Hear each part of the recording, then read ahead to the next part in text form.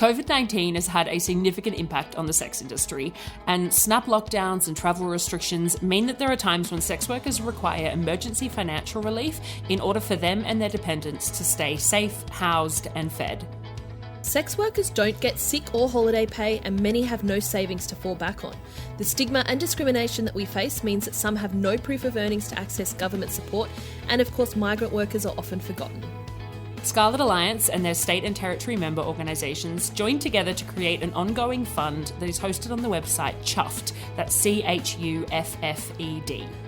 Donations are tax deductible, 100% of funds raised go directly to sex workers in need, and most weeks the amount of people applying outweigh the amount of funds raised, and sadly people have to be turned away. The link to this fund is in our show notes.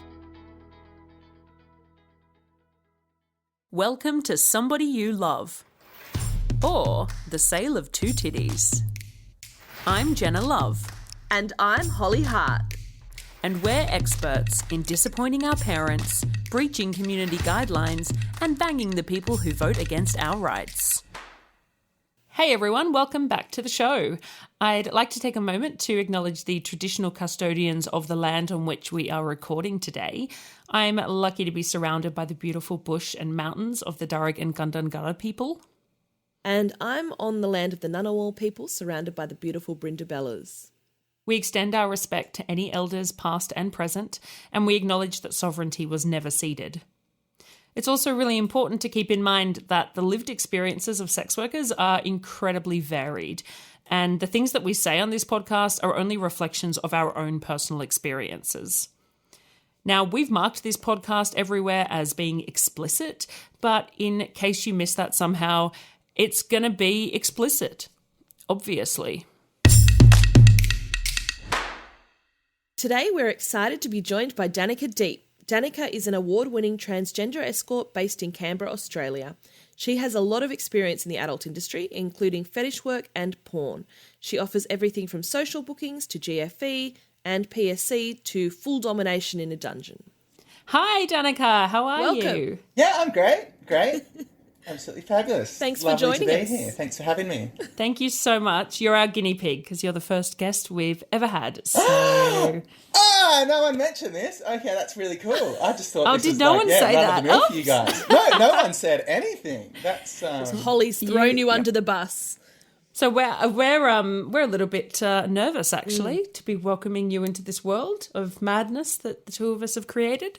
well, that's all right. I'm a little nervous to be here, but I'm sure we'll get past those. Yeah. I think we're all quite good at getting past initial nerves and just getting into it, aren't we? Oh yeah, I think a few years in the game, you kind of get over those opening the door nerves. Yeah, just roll with it. So what sort of drew you to the industry, and like what's your origin story? Honestly, it was something that I want to do from a very young age. I grew up with the internet in dial-up age, in the dial-up age, right? But before everyone had the internet, my dad was an IT dude, so I had the net, and I was very, sexually explorative, I suppose.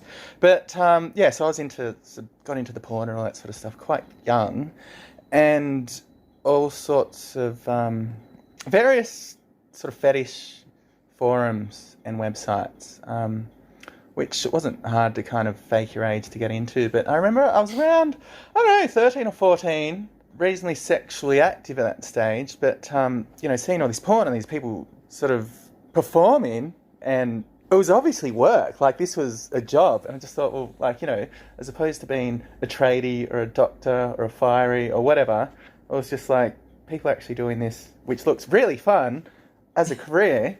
I want to be a dominatrix or a porn star. So I literally kind of told myself that when I'd say about 13 or 14. But of course, that's not the kind of thing that you can take to your careers advisor at school. So I kept the lid on that for a while. But so it was early days. And I kind of say that I did my theory up until the age of 18. I was living in a rural community and didn't really have any outlet, which I don't really think that I would have had much of a chance to act upon my urges in real time at that age anyway. But so I had a whole lot of time to sort of engage online in forums, just viewing different sort of pornography and being inspired in that way during a very, hormonal period, I suppose. And, it was just something I thought was, why not? This is kind of right up my alley. So you would say it was really brewing for a long time? Yeah, it was. I mean, I think that's the thing. Like, initially it was a fantasy. I'd love to do this, but it was not something that I thought was actually possible. But I did spend a lot of time in these, like, forums and chat rooms and ended up making connections and stuff, which, I was actually able to... There was a yield further down the line, I suppose. So then, how did you transfer that or translate that into a real-world situation? When did that happen and how did that happen? Well, like I said, I grew up in a rural situation, but then I moved away when I was 18 after finishing school down to Mount Buller in Victoria, studying at La Trobe. So a lot of the friends in my class were based in Melbourne, so, do weekends, sort of travel down with folks, and I'd just disappear. And I was kicking around with the sort of dominatrix down there and spent some time in one of the commercial dungeons for like a few weekends. And that was kind of my first taste, I suppose. Just being a little French maid, getting all dressed up and being exposed to the scene. And so there was that. And then, I was up the snow for a couple of years and did a whole lot of damage to the shoulders. And there was another mistress that I was speaking to in Sydney. We built up quite a solid connection, like over this year or two. And I had to go up for a shoulder surgery, like a shoulder sort of reconstruction. And we'd been trying to meet for a while, but I didn't really have the means or you can't just, it's sort of 18, you can't just say, Mum, going to Sydney, be back at the end of the week. And she's like, why? Who are you seeing? It was kind of a bit outside of my capacity. But anyway, so I had to go up, see the surgeon, have a shoulder surgery. And so I was I stayed with a friend the night before, and she was staying in Surrey Hills. She lived in Surrey Hills. She was studying up there. And I got in touch with this mistress, and she knew that I was coming up. And I called her once I was at my friend's, and she happened to be like 2 blocks away. Like, that's where she was situated. And so I shot over there that night, and I actually got involved in one of her sessions that evening as her alpha sub. Yeah, it would just... blew my mind. I loved it. It was... Can I ask what an alpha sub is? Please, yes. See, that's the thing. I'm really out of touch with BDSM world these days. But basically, if you've got sort of... I don't know, there's a hierarchy of submissives, I suppose, and the alpha sub is at the top. So in this particular situation, I was like the little schoolgirl, and I was her submissive, and the slave, the client, was lower than me, so to speak. So he was being directed to pleasure me, please me, whereas I was, bound and whatever else, but I had a slightly higher position in the overall hierarchy. Here's the mistress up here, way up the top. We both adore her. Here I am down low, and here's he further down than me. So, I love that.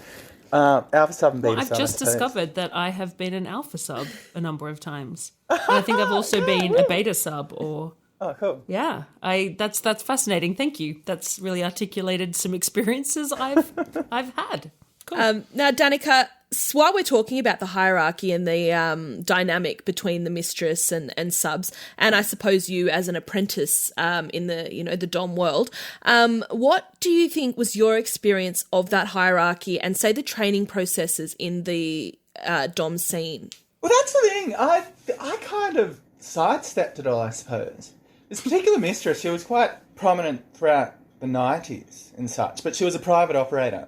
She had connections all through the scene, but we'd built up a relationship outside, online for a while. Yeah. I mean, because there was also she was a trans dominatrix and came from a similar kind of background and such, and part of our connection was, this empathy of her for me in regards to my sort of trans journey, I suppose, if you want to put it like that. But anyway, so when we hooked up, there was that, and I didn't really...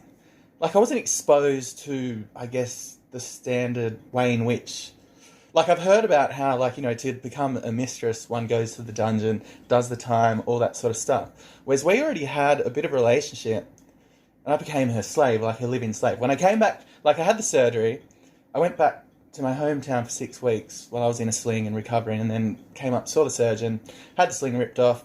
I couldn't work for a few months, and so ended up staying with her.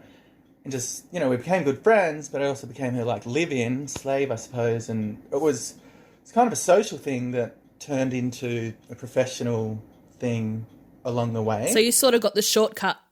Yeah, I did. Like, I really was very fortunate because I didn't really go through the formal side of things, I suppose. Like, we did to a degree. Like, she trained me in ways, but there was no competing with others. Like, I mean, we'd already forged a relationship prior to that. She knew my goals, and she knew I was genuine about it. And then she was quite in touch with sort of my, I guess, theoretical experience. And so, yeah, moving on from that, it was just like, it wasn't like a shift a week or anything. I was living in there with her. So it was like being the live-in slave plus the live-in apprentice, so to speak. But as I said, I kind of sidestepped the actual, I don't know, what you'd find at a commercial dungeon, I suppose.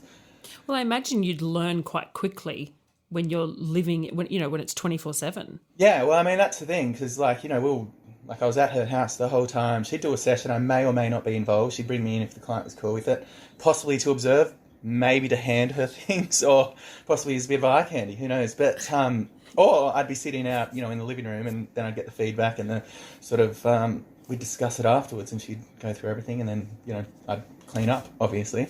But yeah, so I never. But as far as the hierarchy goes, like, it was just her and I, and yeah, so I wasn't really exposed to that. Like, I mean, I'd heard about it, I knew about it, and I just didn't experience it myself. That's such a fascinating journey, though. And along with doing, I mean, you do a wide range of things and have done a wide range of things in the sex industry. And I know that you've got a strong collection of online content. I'm somebody who does, online as well as in-person work too. Do you have a preference? Do you love the in-person stuff? Do you prefer doing online? Tell me your thoughts. Yeah, I mean, that's the thing. Porn, like I said a bit earlier, when I was younger, I wanted to be a porn star or a dominatrix. And that was kind of how, I sort of created a trajectory to, head into the industry. But porn, which I'm sure you guys are aware, it's kind of a grey area in Australia. And it definitely was back then.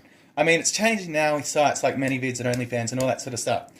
But trans porn, I found, was really mundane, really run-of-the-mill for years. It's changed a lot in the last sort of about 5-6 years, I suppose. I don't watch much porn these days, which is a bit ironic. But when I was younger, I was basically a porn addict from 11 or 12 through to 28. At that point, light went off, kind of thing. Like a light switch went off. But yeah, so I was really into making, I got into making porn, but it was all, I didn't monetize it. It was just on sites like Xtube and Xhamster. But it was purely to make the porn that I wanted to see, because it wasn't out there. Not in trans porn. I never really watched trans porn just because of the fact that I found it kind of boring. It was just, the same scenario over and over and over and over again. They didn't really involve much fetish, or if it was just, again, just really sort of run-of-the-mill settings. Can I ask what that scenario was? What the standard? Yeah. It was either one guy getting gangbanged by 5 mistress doms, or the opposite. But there was none of the actual finer kinks. You know what I mean? You have a look these days, there's people like, Natalie Mars, and she's doing all this really extreme stuff. Huge anal, sort of gaping, fisting, all that sort of stuff, which you didn't really see a lot of it back then. It was really hard to find. It was just this, trans girl, guy sucks dick. Wow, okay, cool. Yeah, that's hot, but when it's done a million times, it's kind of boring. Yeah. To answer your question, I prefer the in-person. When I was younger, I was way more of an exhibitionist, and I was creating this porn to sort of fill a gap that I felt was there.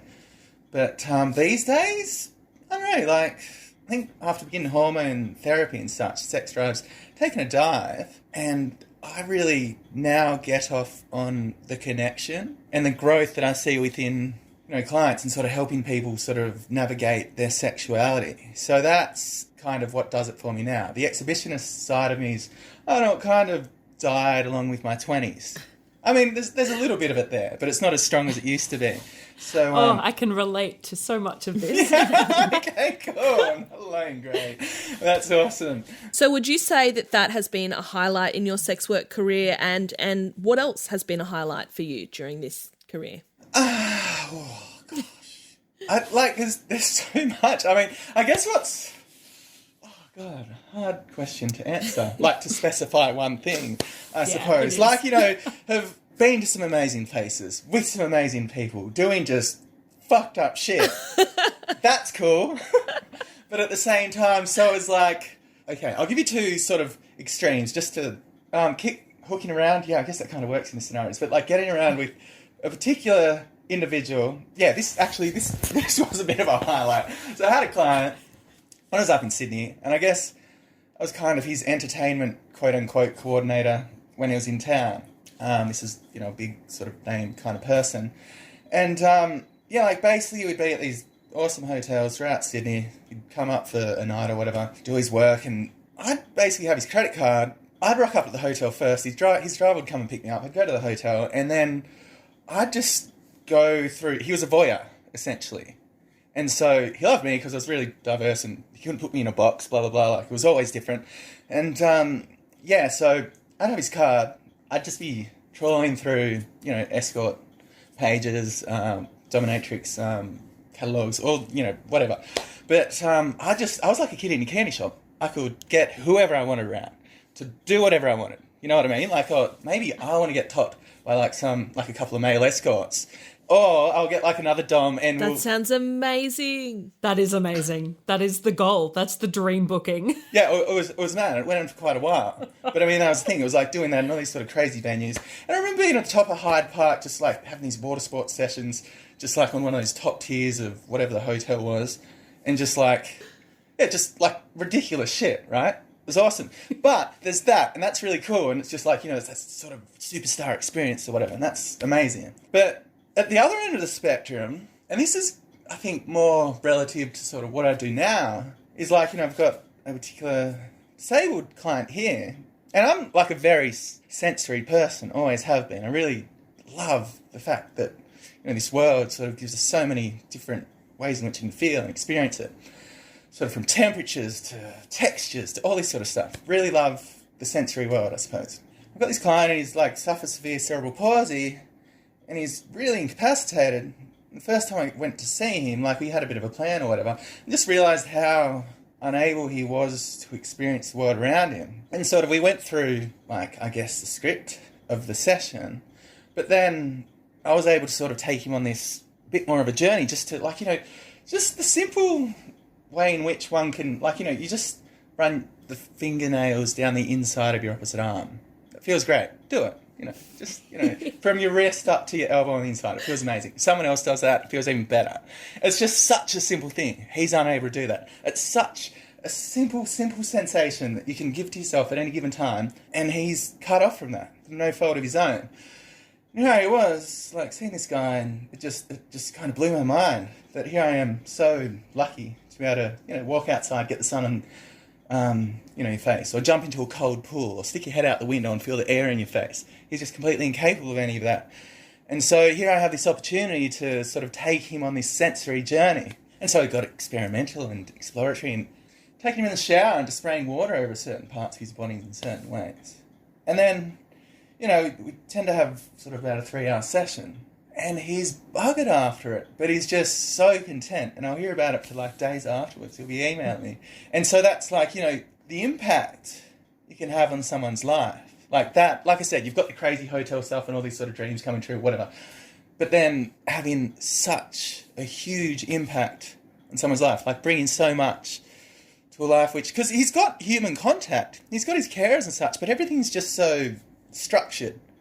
And clinical. Yeah, exactly. And so to be able to come around and really just indulge him in every way, like in all these sort of sensory ways, that he's just completely cut off and he has no way in which he's able to do it otherwise, is it's quite profound, I found. That makes me quite emotional. Yeah, I mean, and that's it, right? And so when you say, big pivotal moment or whatever, that's one of those things where you just feel really like it moves you. And I think... Yeah.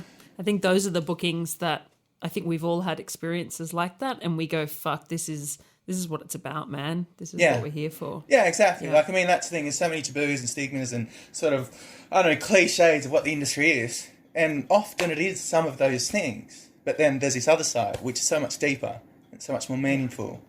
So you also work in Sydney regularly. What are some of the differences that you find between working in Sydney and Canberra? Do you find there's a difference between the clientele or not? Very much so. Like, I mean, there are crossovers, but I find Canberra, a lot of what I do in Canberra is, as I mentioned, helping people kind of navigate their sexuality. So things are a lot more low-key, I guess.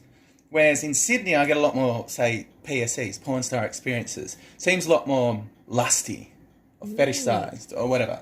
But down here, like, it's generally girlfriend experiences, and there's generally like a bit of sort of counselling or discussion about, like, does this mean I'm gay or blah, blah, blah, all that sort of stuff. Whereas in Sydney, it's just like, yeah, let's get fucking hot. So, I mean, as I said earlier, like, the sex drive's sort of taken a dive, and I love the meaningful side of this these days. But at the same time, to go up there and get a dose of just like, yes, yes, yes, this is hot, this is like, getting all done up, getting all the toys out, all that sort of stuff, it's really... like, yeah, it's fun. But, I mean, if I was doing that every day or every week, I think I just couldn't hack it these days. So down in Canberra, there's something a bit more intimate, meaningful. It's about sort of growth and sort of exploring someone's boundaries or their sexuality, or, trying to understand where they're at, who they are. I've really found the same, which is why I bloody love touring Canberra. Yeah, it's good, isn't it? I mean, it's interesting. The amount... It's happened numerous times, and I actually saw one of these clients the other day, where, like, the partner got in touch with me to book me for their partner because, they're sort of exploring whatever, and I think it's time for them to do this and whatever. And, so, I mean, it was the second time seeing old matey, and, we're moving it to the next stage. And it was funny. So, that call that everyone dreads, the whole, the partner calling up going, you haven't seen my husband, or blah, blah, blah. Yeah, so I got that, and I'm like, blood drained from the face. Kind of just like, wow. And she's like, yeah, it's his birthday coming up, and I like to book, and I'm like, oh, God, okay. Oh, okay, and I knew exactly who it was straight off the bat. But this is just after I broke my wrist a couple of months ago, so I had to hold up. But anyway, so that's who I caught up with last week. Oh, cute. And, had a really good time. Brilliant. Yeah. I'm definitely seeing an increase in partners getting involved in the booking process in some way. Yeah. It's really good to see, isn't it? Brilliant. Like transparency in the relationship and acceptance of, a more diverse sort of sexuality as a couple, like accepting of the fact that, I'm not their everything, emotionally and companionship-wise, yeah, possibly, but we're sexual beings and we need diversity, at least to explore it or try it or whatever. So it's kind of cool that people are, allowing themselves and each other to explore, because it's all... I just wanted to say, I'm really fascinated, I suppose, from a gender perspective. I think that's really fascinating that, couples exploring their sexuality, by bringing, a cisgender woman into the bedroom is sort of the old story. You sort of see it a lot on Tinder when I've been on there, couples looking for some random chick. The unicorn. Yeah, unicorn hunters. Yeah, but looking from a diverse gender perspective is really fascinating that their partner feels that they can discuss that, because I know that traditionally a lot of hetero men, or I'm doing that in quotations because it's not always that distinctly clear, but they're quite awkward to talk about that sort of thing. So that's really cool that's something that you can then facilitate and help these people explore such a diverse thing. Well, I think, and this is something that being a trans worker, you come across a lot. Like, people saying, I'm interested in sort of dicks, but not men. You know what I mean? I mean, you guys probably don't get that much, but it's... I have clients tell me that exact thing all the time. I have plenty of those conversations, and I'm also interested in dick and not men sometimes. Same, so, exactly. Can relate. Yeah, and so to have this, this experience with a penis without the sort of the stubble and the hair and that sort of scent that comes with the man and the muscles and all that sort of stuff.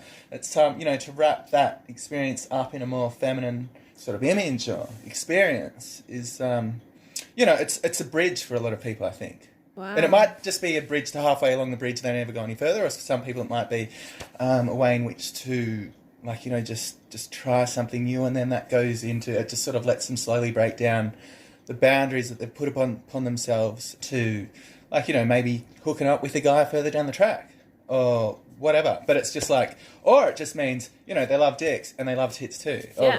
Or, they just love the scent or the attire or the soft hair or, the hairless body. Yeah. It can mean as much or as little as it has to. Yeah. But I think it's just way less confronting than hooking up with a big sort of strong man that's kind of like looking in the mirror and touching yourself, I suppose. Imagine.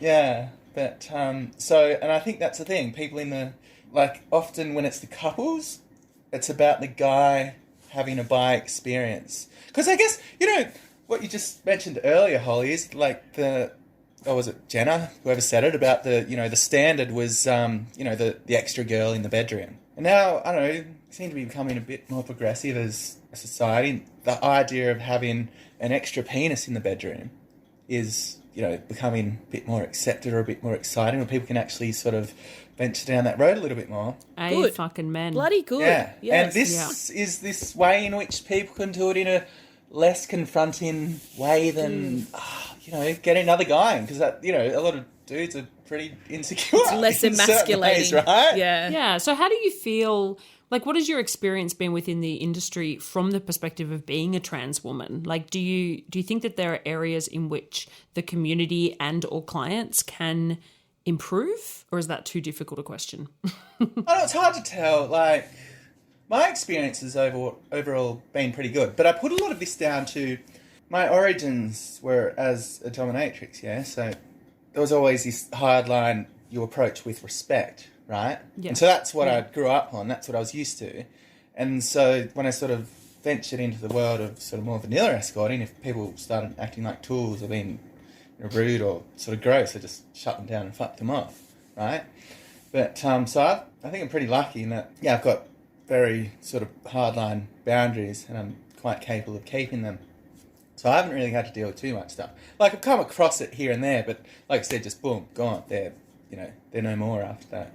How long do you plan to do this work and stay in this industry? And do you have any future dreams that you'd like to share with us today? Actually, funny you say that. One of the reasons I moved to Canberra was to try and figure out what to do next in life. And, I think I found it. Well, no, I've definitely found it. I know Brilliant. I've got something that I'm gunning for, but currently going through the process at the moment. Fingers crossed, but don't really want to jinx myself, so I won't say too much about it. But, that's the thing. I do love this work, and it's been crucial in my sort of personal development. And I feel that, I'm now at a point and thankful of all the work and experience that I've had that have sort of brought me to here and made me the person I am, that I can use that and go further out into the community, so to speak. So it's basically I won't say too much about it, but it's community-orientated career, I suppose, with a whole lot of room to grow and whatever else. But throughout my 20s and being in the fetish industry and that sort of stuff, it was all about finding my limits, exploring myself and coming to terms with who I actually was. I was very fortunate with, having that setting to be able to do that, because it was completely unrestrained. And so I've come up with the best version of myself, I suppose. So now I've sort of reached this point where I'm completely sort of content with where I am, and I feel that I can go further with that and sort of be a bit more involved in my local community.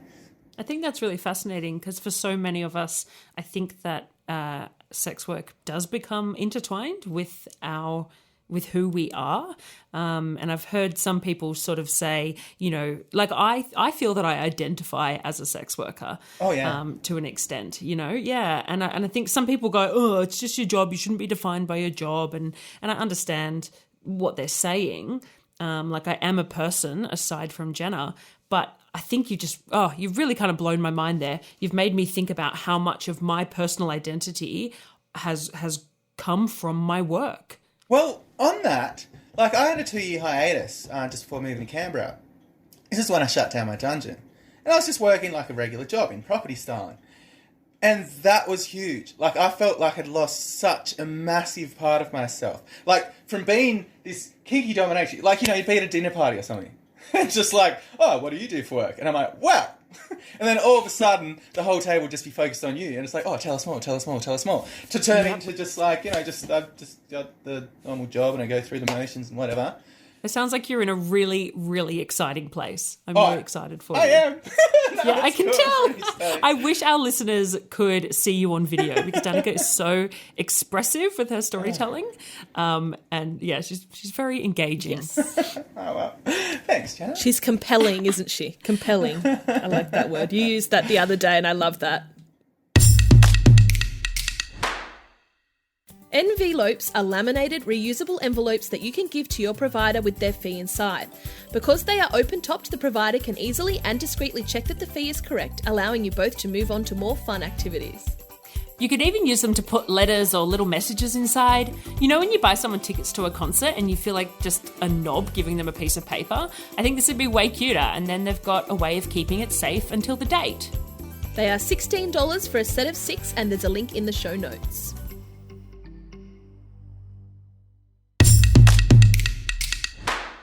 So for our question of the week, we're actually going to turn it into a questions of the week. We asked our patrons to submit questions that they might have for Danika. And because Danika's only here for us for this one episode, we thought we'd throw a bunch of them at her.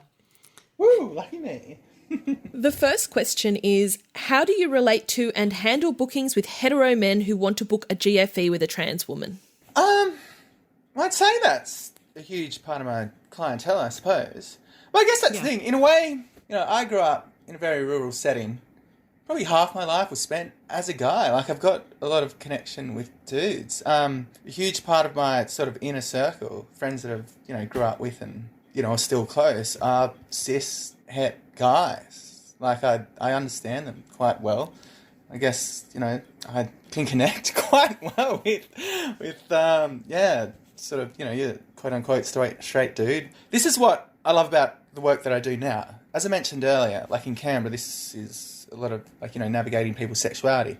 And so they come in and they say that, does this make me bi or, gay or whatever? And it's just like, dude, this just means that you enjoy doing what we're doing at this given point in time. Like, live in the now, whatever. Yeah. And there's folks that have come, they've kind of, they've really put it on a pedestal and have come and they've had a ball, and then, they'll be coming next week and the week after, and then they might sort of ease off after a while to sort of save their bank account. Or they'll start seeing other girls, and they'll just, whatever. But there's folks that are just like, oh, yeah, that's cool, don't know if I ought to do it again. There's others who are like, oh, it's not really me. And it's just like, it's just one of those things. Like, we live in this big, wide, wonderful world. Essentially, ultimately, I don't think there's any rules. It's just those that you put upon yourself, or that we put on each other as a society. And if you, start putting yourself in that box, well, it's just limiting the experience that you can have. And I mean, that's the thing. We as humans, we've got various, sensations, we've got various organs, we've got, whatever. But if you just want to limit yourself to, say, short, skinny girls with blonde hair, great, that's cool. You might be able to get all the pleasure you need in the world. But if you open up your world to everything from, guys, girls, trans, whatever, curly hair, short hair, that's the thing. There's just all these different versions, sensations, touches, scents, rhythms, personalities that you can enjoy. And chemistry is such a huge thing. So, you may get along with one person one particular way in a certain kind of dynamic or whatever. Then you might meet someone else and they're completely different and they may put you in your place. You put them in your place. I don't know. It's just like there's so many ways in which to enjoy yourself and enjoy someone else. And if you're going to put a cap on that, fair enough. But if you leave the door open, the world is your oyster. And so that's the thing. So a lot of dealing with quote unquote sort of straight guys looking for the GFE, it's just letting them realise that this particular experience doesn't define who they are. It's just something that they're doing. You enjoy it or you don't. And it's if you enjoy it, great. Maybe seek out more. Maybe don't. Maybe just keep it as that little fantasy that you can have a wank off at night. Or, fucking follow it and just get more involved. And it's a moment in time in which, you're experiencing. However you want to do that, that's great. And, whether you sort of feel guilty about it or not is kind of up to you. You put those limits on yourself. The majority, so to come back to your question, it's basically it's just sort of counselling folks to just realise that, this is, it's just like, it's about pleasure, enjoyment. That's what we're having sex for, right? Ultimately. Some people are doing it to have kids, not me, obviously. But no one on the call. None of us, yeah. But so that's the thing, if you're enjoying it, if it's good, if you're not hurting anyone, like, it's like, if you're just sort of having a good time with someone. Go for it. Yeah. Enjoy it. I mean, Yes. don't feel bad about it. It's really that simple, isn't it? Like it is. Like, on paper, it is, but for some people, it is so hard. Yeah. Because everyone's got their lived experiences, and this all sort of, determines how they're going to view it all. But, so, I mean, that's the thing. Ultimately, it is very simple. It's just helping people to see that. This patron has asked, have you been affected by lockdowns? And if so, are you coping okay? Is there anything that we can do to assist? Is this a question for me? Because I feel like it's a Yes. I'm kidding. Jenna?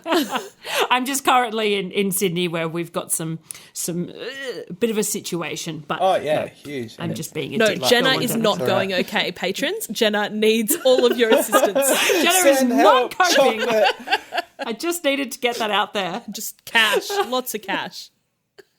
Oh, yeah, that. I mean, living in Canberra, we've been incredibly fortunate. Holly will know what I'm talking about. We just seem to sort of, avoid most of the... I think in this whole pandemic, we've only really been locked down for a couple of weeks or maybe a month, like early last year. And even then, private workers didn't get shut down. I got caught in Melbourne once when they had a 5-day snap lockdown, which... That was just after, Melbourne had kind of opened up again. And I was staying at Mum's for a couple of days before that happened. I was down there for work. I was about to check into my Airbnb, but the press conference was about an hour before that happened.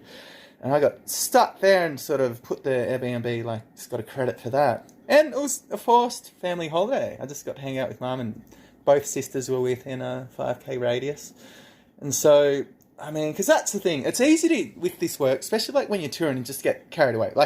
Go down to Melbourne, see my mum and sisters, but then, work the whole time. This was just, put the brakes on, hang out, can't work. Forced rest. Literally can't work. So so it was just that was actually kind of nice. But outside of that, I haven't really been affected too much. Do you get asked to swap between gender roles during bookings or between active and passive without having a gender role change? If so, how do you feel about it? And how do you reconcile that with your self-image? As far as the gender role thing, not so much. I mean, not ever. Not possibly when I was younger, when I was a bit more gender ambiguous, I suppose. But I think that's the thing, have a look at my website. I'm certainly not claiming to be hyper feminine. I'm kind of this mix between masculinity and femininity. And so I think that's a thing, I'm kind of sitting in the middle of the road already. So I can't swap to the other side because I'm right there in the middle. I'd have to go to one pole or the other. Right. But, I'm a feminine individual with these masculine traits. And, remnants of these masculine traits, I suppose. So, that's not something I've come across down here. As far as swapping roles, active, passive, all the time. But I think that's the thing. It's more it's not so much a power play sort of thing. I think it's just people wanting to experience the most that they can.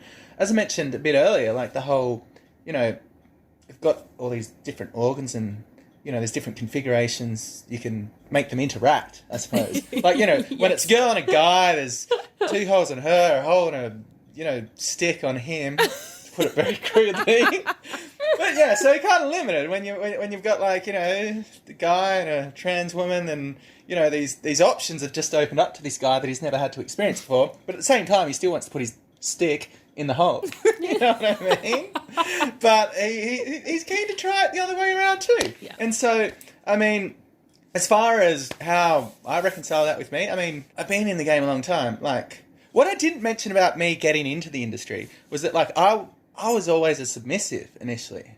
Naturally, I was a submissive. Ah, interesting. But, when I was talking with Mistress, when I was a slave, I was I'd love to be a pro sub. And she's well, it's probably not a huge amount of work for someone like yourself as a pro sub. However, if you're a dom, they'd be beating down the door. And can you elaborate on that? Why there wouldn't be a huge amount of work? I mean, that's the thing. I was 6 foot tall.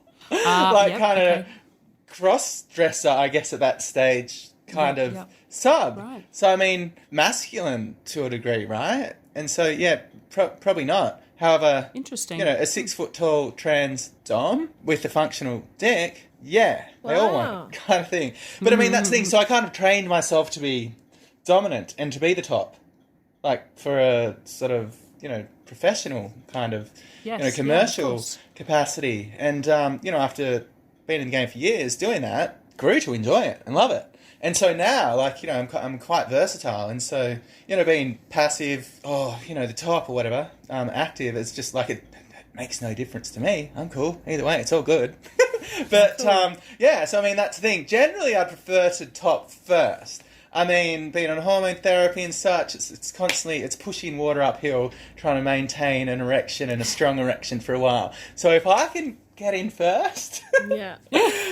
all the best to us. But, yeah, and then after that, yeah, like you know, go crazy. But, I mean, like, you know, like I said, I enjoy both roles these days. And so if someone wants to enjoy both, great. If they just want to be the top, awesome.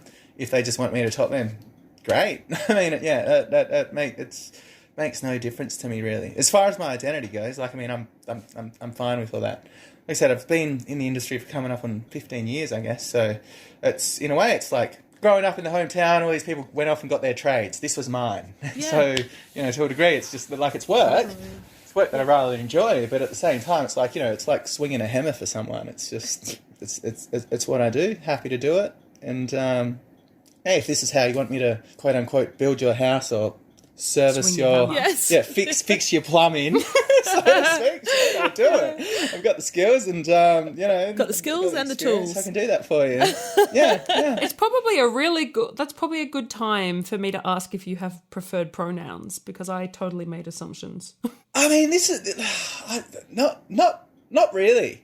I mean, I've got a pretty, I don't know, unique view on this, I think. And I think this stems from, I've got really supportive friends. Like, you know, I grew up in this rural community and I'm just going to say, I come from Wagga. If anyone was wondering. But anyway, and I've got a huge support from there. And all my friends are really, really great. And one of the things that sort of held me back in starting hormone therapy for so long was my thought that maybe me transitioning may take away the personality or not the personality, but like the person that people knew me as. And I felt like I didn't want to do that to my friends and such, right? And I was talking to someone about this, and it's just like, you know, you, whether you take this shape or that shape or dress up like this, it doesn't matter. You're the individual. Like, you know, we love you, the person, D, right? And so that kind of feeds into my pronouns. Like, I guess preferred would be she, her. I say this, and this may be controversial to some or something, I suppose, but it's like, I don't know, I'd like call it how you see it. And I think that's kind of like, I'm quite confident in who I am. Basically, when it comes down, I don't give a fuck what anyone else thinks about who I am, right? The most important person to satisfy here, for me, is me. And I'm confident in who I am, right? And so if someone wants to call me he and whatever, it's like, yeah, cool, whatever. I'd prefer if it was a she, but ultimately it doesn't matter, because I know who I am. I know who I am being or whatever. I feel completely comfortable in my skin. And however old mate over there perceives me, fair enough, that's him. Like, perception is reality, right, for the individual. And for me, I perceive myself as this, and if they perceive me as that, fair enough, why not, whatever. But it's just no skin off my back. So I think, I don't know, I'm just very comfortable with the person that I am. And I guess, as I said, my preferred thing... I love it. Yeah, it's just...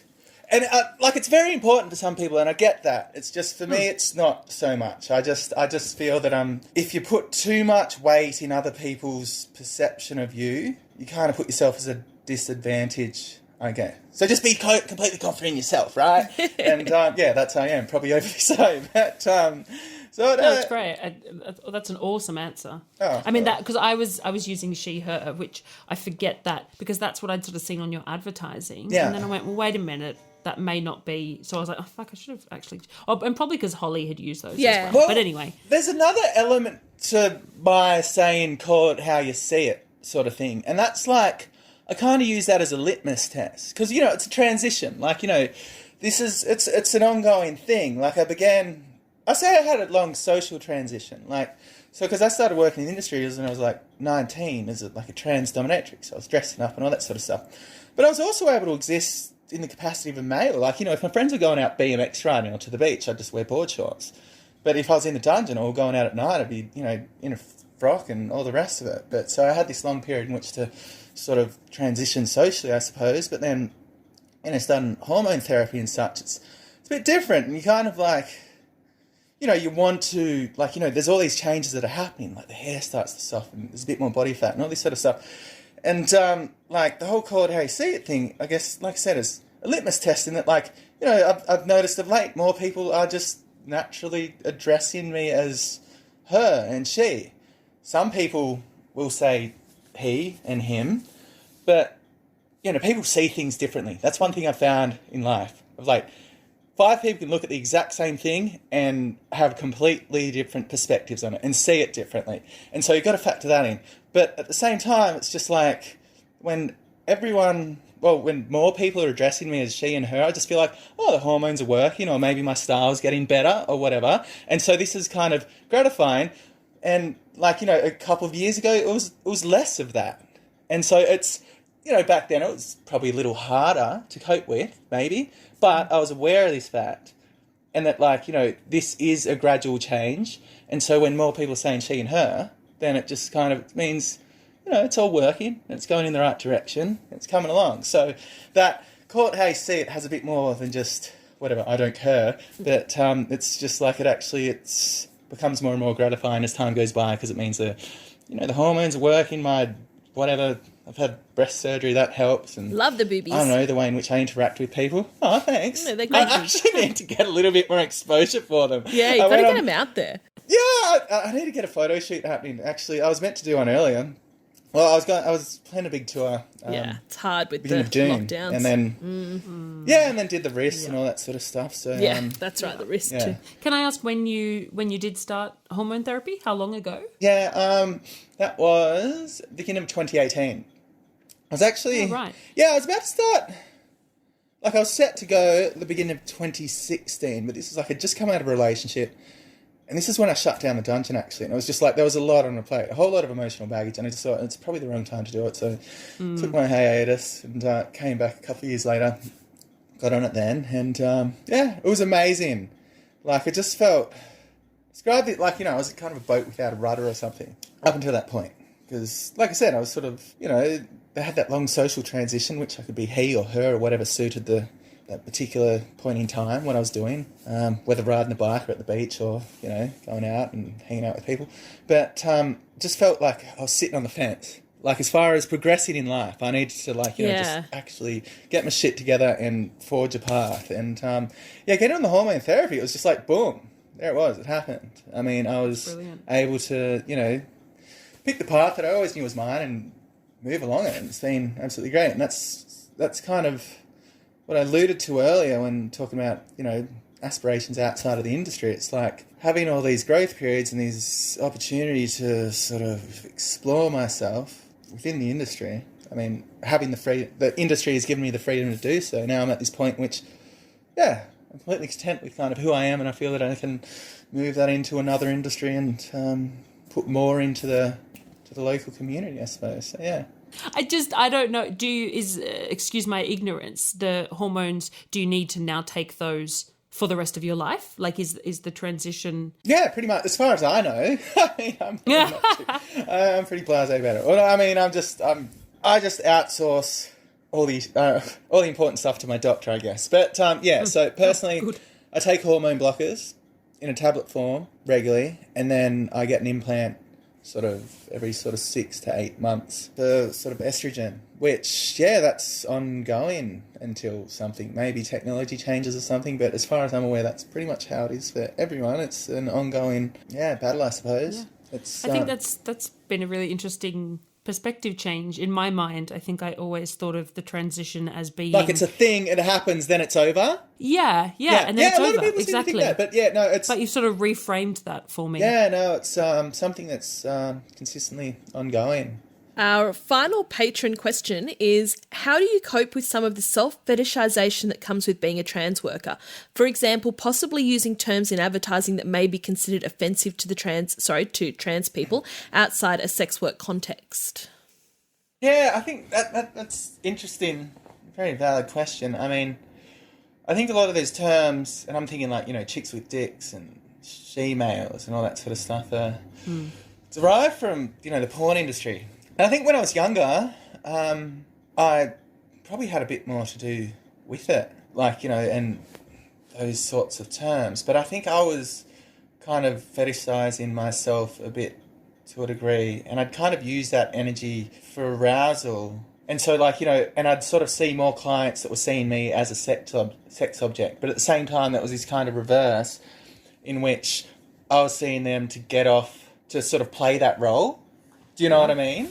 So, Totally. yeah, like, I was that sort of female this or that, this, like, whatever the object, like objectifying myself, and then here's this person that's objectifying me, and then I'd sort of be in this headspace to here I am getting used to do this or that or whatever, blah, blah, blah. And so there was that, and it was all just, I guess, superficial fantasy, really. But these days, that's not something that I'd sort of am too involved with, I guess. Like, you read through my website, I think, I used the word transgender once and transsexual once, thereabouts. But I don't really use many terms like that. I'm more talking about the experience that I have, the experiences that we can, like my history, my experiences that I can work with, and I don't know, I'm not one to get too lewd or sexual in my advertising. I kind of aim to try and have like witty writing that appeals to someone seeking something of more depth, I suppose, than just the, wham bam, thank you, ma'am. I can kind of, like, you can kind of tell, I think, the clientele that sort of objectify me, and the ones that sort of they'll come, have the experience, and they'll sort of just dash out the door. Then there's others that, like, we'll end up in a discussion, we'll talk about sexuality or not, and it becomes more they're seeing the person, the individual. And so that's, I think, with my advertising, like, I mean, some of the websites, they're pretty, behind the eight ball. They're sort of struggling to catch up. And I've seen that in some, especially some of the more lowbrow ones where, they are using like, are you a lady boy or are you a chick with a dick? And you're like, oh, gosh, do I have to choose one of those? But they're the options, are they? Kind of. Like, I was trying to avoid, but I've seen some stuff like that around. That's like, of course. Yeah. Well, you see those words getting flying around in some of the websites. They're not so prevalent these days, but I do remember there was a time when I guess part of it was still fantasy for me. Like before I was on hormones and such, like there was dreams of who I wanted to be, and I'd advertise that because then that fantasy would get reinforced when I was seeing a client that was seeing me to live that out from the other side of the coin. You know what I mean? So it was kind of, it was affirming, I suppose, to a degree. But I mean, that's the thing. If I carried that on now, I'd probably feel pretty shit about it because I just feel really objectified. But I don't know, I guess my business and my image and whatever has kind of evolved, and it's turned to something else, which is, it's more about me as an individual as opposed to me as a particular arrangement of body parts, if that makes sense. Oh, look, it makes so much sense to me. I feel like I've had a very similar journey, obviously with a lot less, potential for prejudice involved with the language. But, I'm a squirter, and early on in my career, that was why people came to see me. They came to see the liquid that came out of me. Yeah, you were Jenna the squirter. Yeah, that's it's like absolutely. You're an attraction or something. That's kind of your thing, right? Yeah, and and I still do occasionally get those bookings where somebody comes and they just like, I just want to see this, and I'm totally cool with that. I'm like, that's fine. You're paying me the money. That's what you're here for. Great. But more and more, people are coming to see Jenna because they want to see me, and the squirting happens, and but that's the fine. human behind it and the personality and like the individual. Yeah, and I think that's the thing. This is one of those things that sort of gets overlooked in the idea of sex work from people that are outside of it, that are like, that's still taboo to. It's just like, it's so much more than just that superficial stuff. For some people, that's what it is. And this is what I find, when you get, especially sort of young people, that like, it may be the first time they're trying to book someone. It's like they've just taken their, I don't know, advice or whatever from a fucking American gangster film or something. And they're trying to be like, yes. Oh, yeah, hey, bitch, how, like, you come suck my dick and I'll give you $50. And you're like, I'm sorry, what? Like, no. They completely, they abandon all social constructs and Yeah, just absolutely. All skills. it's very All strange. skills just out the window, and they just feel that there's this, like, there's this massive power play going on, and they're here and we're here, and, it's just really weird because it's so far removed from reality. Yeah, well, little do they know that the power play really goes in the other direction. Yeah, that's they'll work it out soon enough. And I mean, it's interesting because sometimes, like, I'm just so taken aback, just going, what the fuck are you talking about? But I'll either grill them or just ignore them. And sometimes, especially when they're younger folks, it's like I'll grill them and they'll just be like, oh, sorry. And then their whole tone will change. And it was completely, it was totally performance. That is not who they are. They just thought that's what it's meant to be because they've watched a few films that are based in the States. So I don't know where they're influenced. But it's just, it's so far removed from what it actually is. So we decided that when we had guests on the show, we probably wouldn't do our misconceptions section just because we're hoping to break down misconceptions by having the guests on anyway. And we didn't want to sort of overwhelm them. But when we said to Danika we didn't know if we'd do all of the segments, she said, no, I've got one for shit people say. So go for it. Share it with us. Well, this one's, I guess I've got a particular example of something that a lot of people are a bit more vague with. Haggling is what it comes down to, right? Haggling a provider's rates. Anyway, so I'm kicking around in the garden. It was autumn 2019. I know that for a fact because it was just a bloody good morning and we're in Canberra, and so autumn's, tits. But anyway, so I'm having a ball in the garden. This guy contacts me and he's looking for an appointment, like an hour appointment in the evening. I'm like, yeah, sweet, okay, cool. Girlfriend experience is what he kind of described. It's sweet. It's this is the rate. He's like, okay, cool.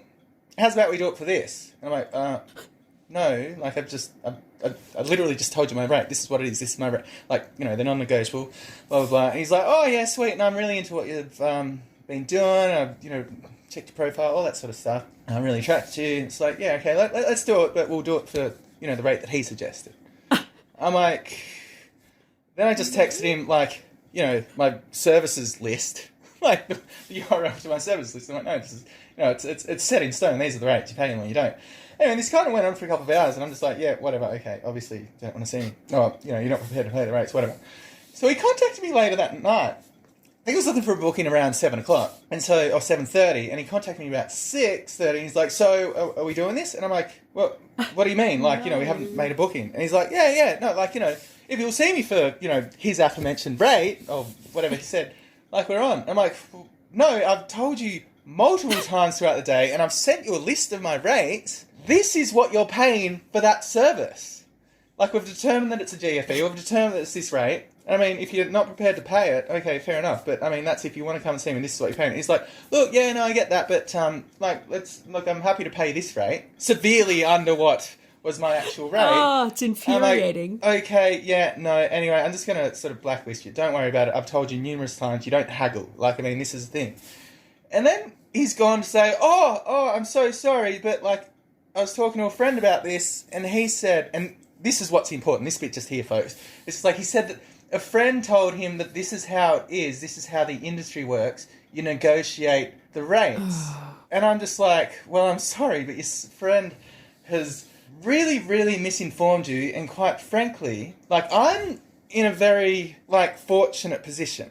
Like, I don't know, I've been in the game for a while, I've got a reasonable reputation, there's a bit of demand, so I can turn people back. But it's folks that aren't that fortunate, and trying to haggle their rates, I see it as predatory behaviour. I told him all this.